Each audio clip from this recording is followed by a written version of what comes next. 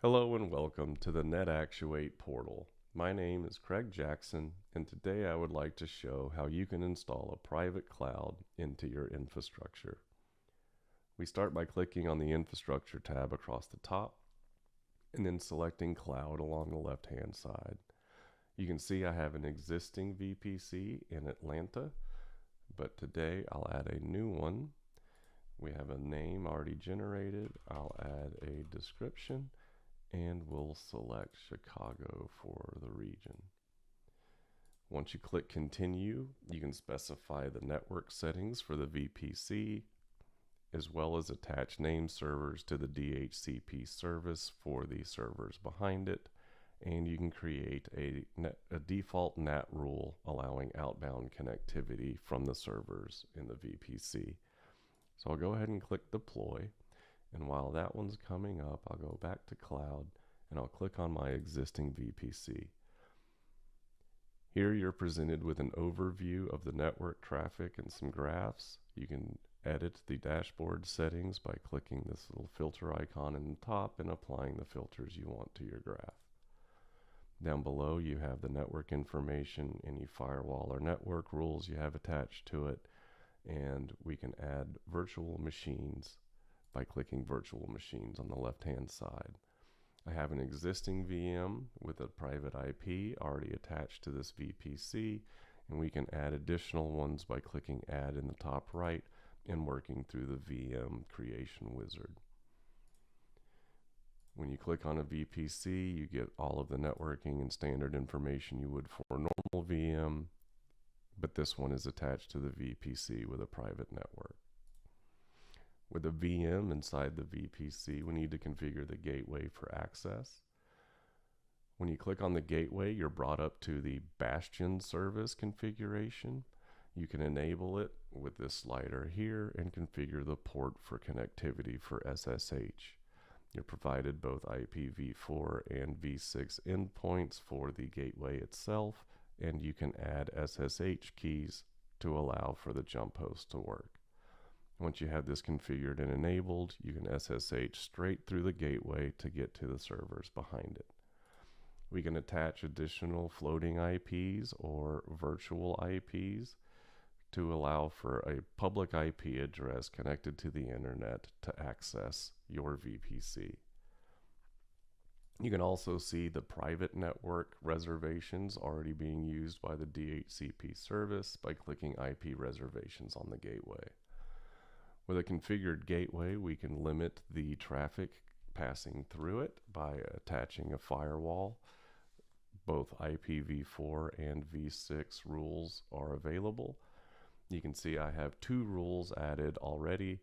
To add another rule, we would just specify the protocol, the port range, and the source.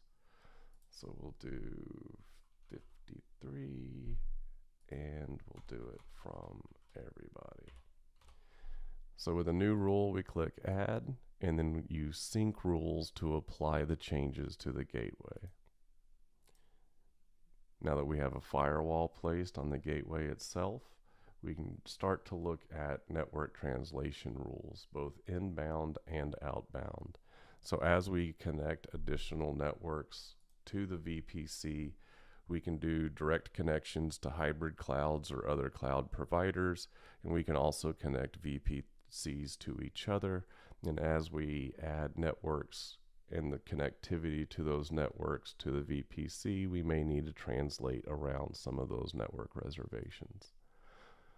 Again, just like firewalls, you add your NAT rules and sync them to the gateway. And we can also attach load balancing rules to the gateway as well, both layer 7 and layer 4. And you can configure groups of servers as a backend. And so you can separate your service workload inside the VPC, and we can set up different rules to different backends depending on the requirements of your service. So you click on add and you're presented with either a wizard menu or a quick add. I'll do quick add just so we can look at all the settings in one go. You name the front end service that we're going to do. So we'll do web load balancer. We're going to do IPv4, and we're going to select our floating IP. We can load balance to the least connection server, meaning the server that's hosting the smallest number of connections or has the maximum number of capacity available to it, or we can round robin as traffic comes in to each of the servers in the back end.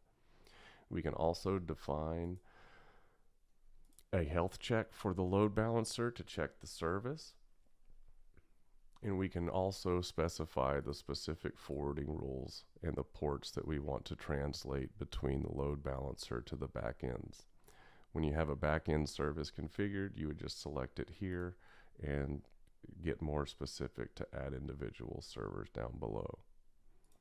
So now that we have a configured gateway on the VPC with load balancing and NAT rules, you should be able to access the virtual machines inside that VPC and get an overview of the network traffic attached to it by clicking on Overview. If we go back to Cloud, we should be able to see that the new VPC is available in Chicago, and we can begin to deploy virtual machines into it.